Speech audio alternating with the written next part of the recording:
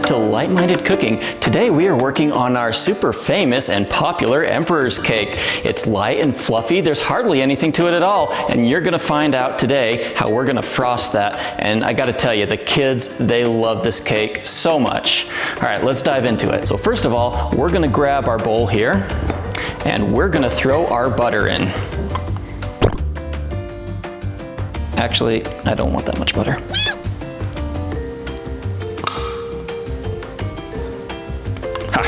Perfect. Set that aside for now. Now we are going to throw in our liquid, some milk, and our sugar. A little bit of powdered sugar, and a little more powdered sugar.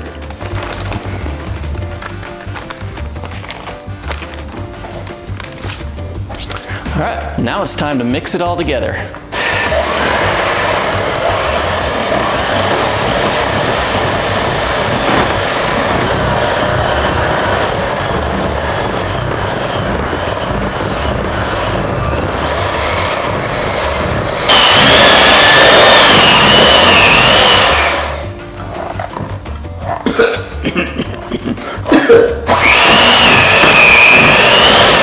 Now we're going to start out with a yellow base. However, we're going to do a couple other colors so that we can put some nice decorations on it.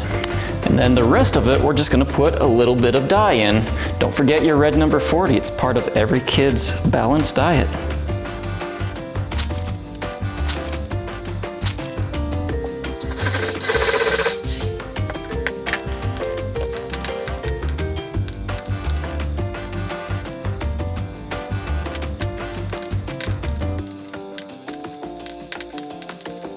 Ooh, yeah, look at that. Nice, smooth, and rich. So now that we have our base layer on there, we're going to set our spatula aside.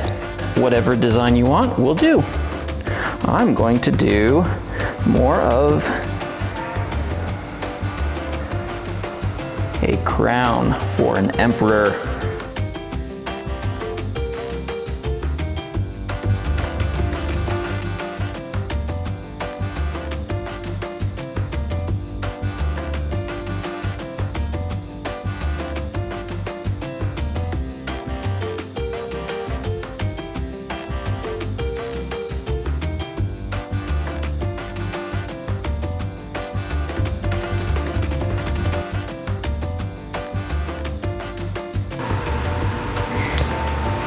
Voila! Now it's time to see if they enjoy our Emperor's Cake. Hello dear, I made an Emperor's Cake just for you.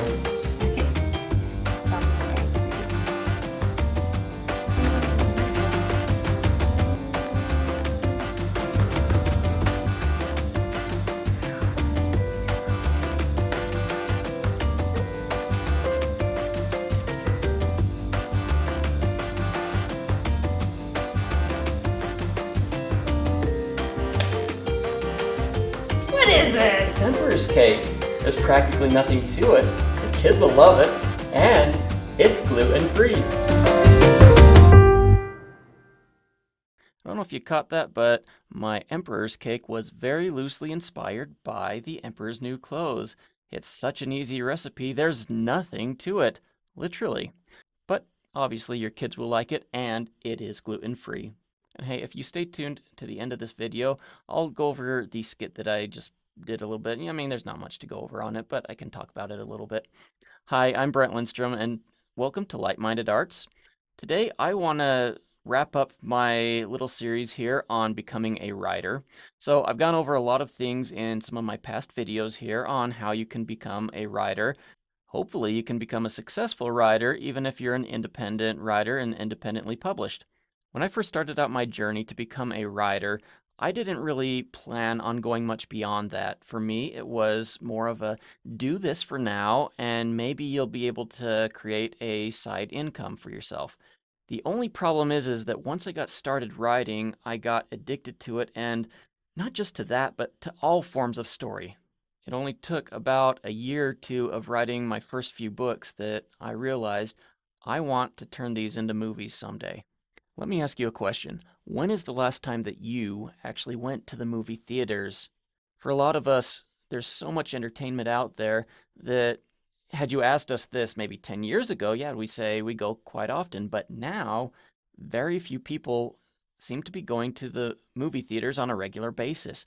And part of that, in my opinion, is because the movie theaters aren't really showing you anything that you really want to pay that much money to go see. When you think about all the competition that's out there on YouTube, on Amazon Prime, or on Tubi or Netflix or whatever, there's just so many things vying for our attention that why would we go to the movie theater to watch some remake of some show that Hollywood's already done 2 or 3 times? For me, I would rather wait until that comes out on video or onto the streaming platforms before I went to go see it. And even when they rehash those old titles or IPs, it doesn't seem like they have as much power as maybe they once had. There's just not as much, I don't know, for me, there's not as much emphasis on quality story in them anymore. That leaves me with one option that I can think of, and that is to create my own movies.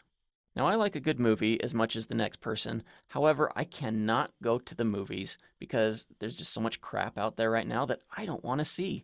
I want to see movies that are more of the PG to PG-13 range. I really tend to like the PG movies, the movies that are geared towards family.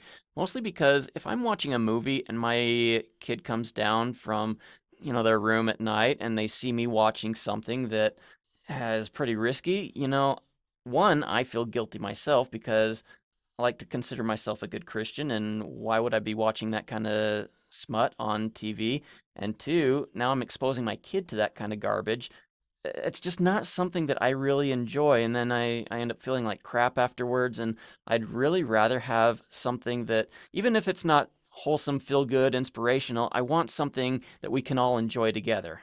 And that's not going to leave you with kind of a sour taste in your mouth or make you feel like you're compromising your values, even though you're watching them on screen and not actually participating in them yourself.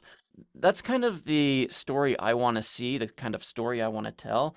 And it doesn't seem like Hollywood's sending a whole lot of that to the theaters right now. So I need to be able to make something like that too. And I'll admit, I feel like I have some popular tastes. I like a lot of popular things. I still watch foreign films, independent films. I still watch things that maybe most people don't watch, but I really do enjoy kind of the new popular movies out there. I just have my standards of where my values let me go. But I'm getting off on a tangent because I'm not here to talk about the state of the film industry, or at least not to that degree. So, what I'm basically saying is that it is so much harder to get eyeballs on your story than it used to be. Used to be you could just pick up a camera and film anything and people would say, "Oh, they've got a movie. Let's buy it. Let's distribute it." Doesn't quite work that easy anymore. So, in this changing landscape, story is most important. You can't just put something flashy on screen or put something stupid on there and think, oh, well, a lot of people like this, so they're going to like that. No, you need to put something on there that has a quality plot to it. And that is why I think that studying story is important, whether you're a writer or whether you're a filmmaker or whether you just want to tell stories to your family around the fireplace in the winter or whatever you feel like. But the thing is, nobody is going to care one bit about any story you're telling unless your story is qualitative, the plot is good, the structure is good. I mean, we've been listening to stories for thousands and thousands of years, and our brains know what is good and what's not, and you're just going to turn somebody off if you don't have anything of quality. Learning how to tell a story that actually engages people is what is really going to make you stand out as an independent writer and as an independent filmmaker if that's the path you're following. I like to think of it like this. So I noticed, it took me till college before I noticed this, but I noticed that back in high school, there were a lot of people who were popular. Okay? Popular was very important to us as kids. Sometimes these popular people were just handsome, gorgeous, just really good looking people, and they got a lot of attention.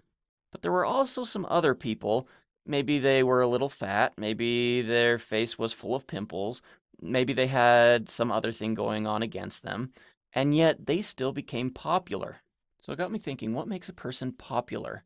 So obviously, the really good-looking people had their looks going for them. They could attract the eyes of both boys and girls alike, and hey, that worked for them. Great. I knew a bunch of them though who they just weren't all that interesting. Yes, they looked amazing, and maybe that's what made people want to be around them, but they were kind of boring to me, maybe a little shallow.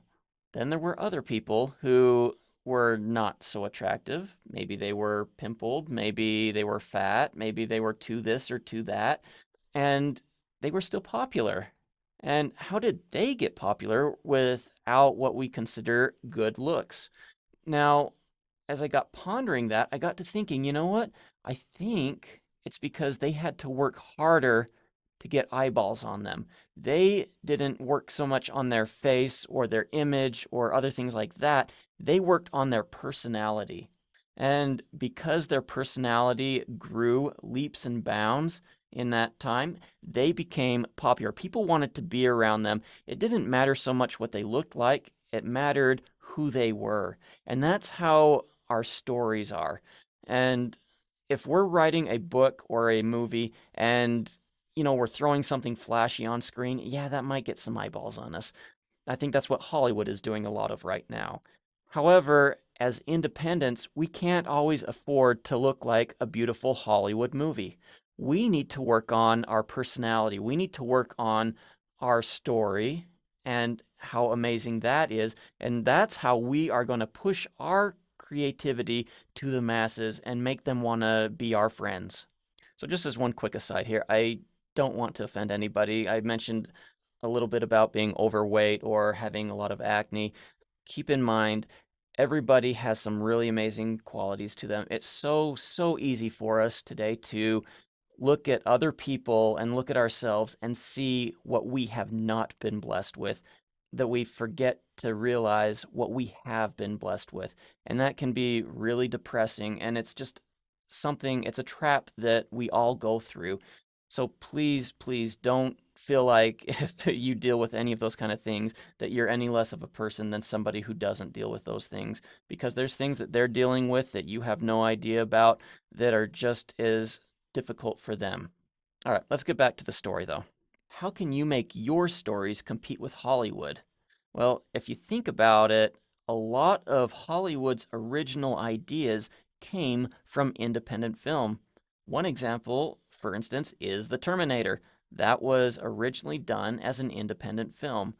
They have since bought that up and turned it into a mega multi-million dollar IP, whatever, made a whole bunch of films that no one really ever cares to see anymore.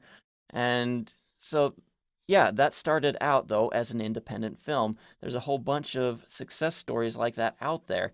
But what you need to know is that while Hollywood is super conservative, even if they throw a whole bunch of money at some of these IPs, independent film is really what helps drive media. It's what helps drives the film industry to the next level.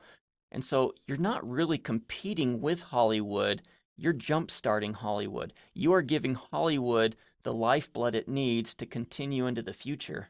Without independent film, Hollywood is just going to keep remaking Jurassic Park 100 times.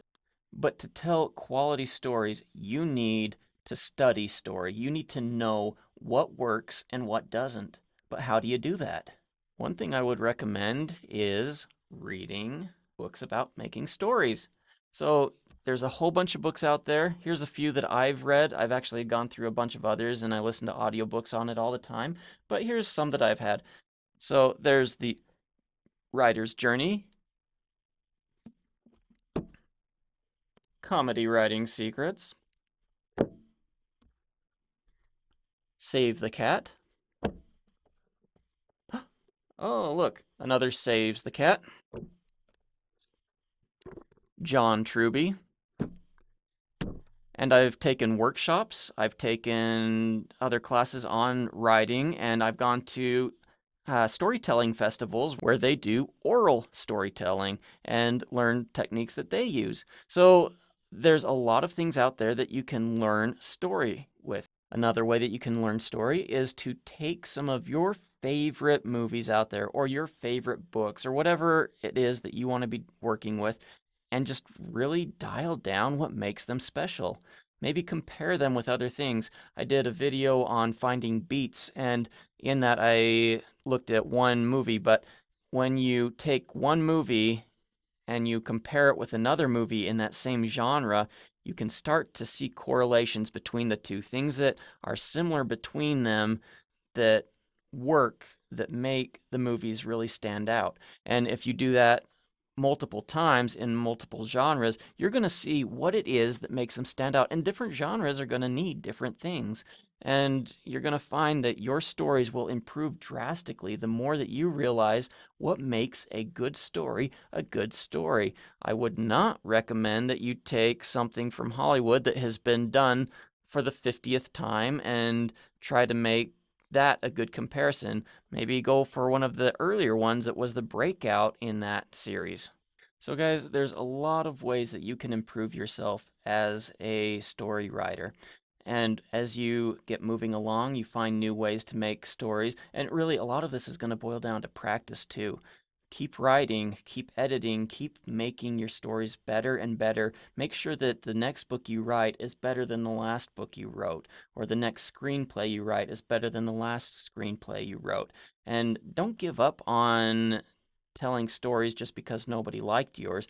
Keep moving forward and figure out what you did wrong and do better next time. If you get really good at telling a good story, you might just be the next James Cameron or the next Wes Anderson, or there, who knows. But keep working at it, dude. It's gonna take some time. It's a commitment. It's a serious commitment, but you can do it. And hey, that's part of the journey we're on, is to become artists, right? And AI is never gonna replace that. It's never gonna make a better movie than you can make. It might make your job a little bit easier with some of the tools it can provide, but you're the human. You're the one who's going to have all the new ideas that it can't come up with. It takes old ideas and it tries to recreate them as best as it can, but you can come up with actual new ideas. Now, my last several videos over the last couple months have been all geared around writing novels. But as you know, since I'm not just focused on that, and I'm focused also on creating film, I'm going to start shifting focus a little bit and talking a little bit more about some of those other things. And please stay tuned on my journey on there. If you're just a writer and you don't really care about the film, I would recommend that you still come back and pay attention because, like I said, story crosses all boundaries, and you might learn something in there that maybe I didn't touch on here earlier. And I will probably come back and talk about some writing because really, when you're talking about making films, you first have to write a screenplay, and screenplay is still writing, and it applies all throughout. So please like, subscribe, continue watching my channel, and I hope that you find a lot of what I talk about from now until then very helpful. And to be honest, if you're finding anything that you feel like I'm neglecting or leaving out, please leave some comments in here because this is my personal journey. I have no idea what your personal journey looks like. I'm just bringing you along for the ride and hoping that you can learn something at the same time pretty much that I'm learning it. Because I'm talking about filling your film or your book or your story with actual quality content, I wanted to have a skit that showed making a cake without any of that stuff on the inside. And really, what happens if there's nothing in it? It collapses, it falls apart, it doesn't work. So on this one, I wanted to make a cake for somebody, and I wanted it to be filled with absolutely nothing. Now, how do you go about doing something like that? Naturally, I couldn't build a frosting dome that would support itself and not have anything in it. And I thought, well, what if I frosted a balloon? So that's what I did. I frosted a balloon and then actually, first I put the balloon in a box, covered the box in tin foil, and then, yes, then I frosted it. And once I did that, I did my little video, showed me decorating the cake, tried to make it look like a cooking show. Hope I did a good enough job on that. I mean, for that, I was in the kitchen there. I had the window backlighting me, and that didn't really give me any. Yeah, it kind of looked flat on me because the sun wasn't shining directly through it. The exposure was a little bit off. It just didn't quite feel good. So what I ended up doing is I put a small kicker back behind there, or by the window, just off screen. So that was shining onto me, giving me a hair light. And then over on the front right side of me, I put a key light on there. Mostly it was to just give a little bit more contrast to my face. And then once I got that all done, I noticed that the cabinets were going into shadows. And I think that's because my cameras were more closely exposed to the exterior than the interior of the room. And so I ended up grabbing another light with an umbrella and just kind of shining that generally in the direction of the cabinets to bring the level of those up a little bit. Okay, so maybe I wasn't a professional chef when I was doing this. Obviously, I threw in too much butter, then pulled it out again. And honestly, I did that on purpose, thought it'd be funny. Maybe it was, maybe it wasn't. And then throwing extra sugar in because I didn't have enough in those cutesy little bowls, and just trying to have fun with it. But hey, I did get a lot of compliments from my kids on the cake, so maybe if I don't make it as a filmmaker, maybe I got a future career as a cake decorator. We'll see. I hope not. Want to make movies. All right. Hey guys, thanks again for sticking around, and I can't wait to show you what other things I have planned to come out in the future. And I think you're going to continue learning a lot, so please like and subscribe, and we'll see you next time.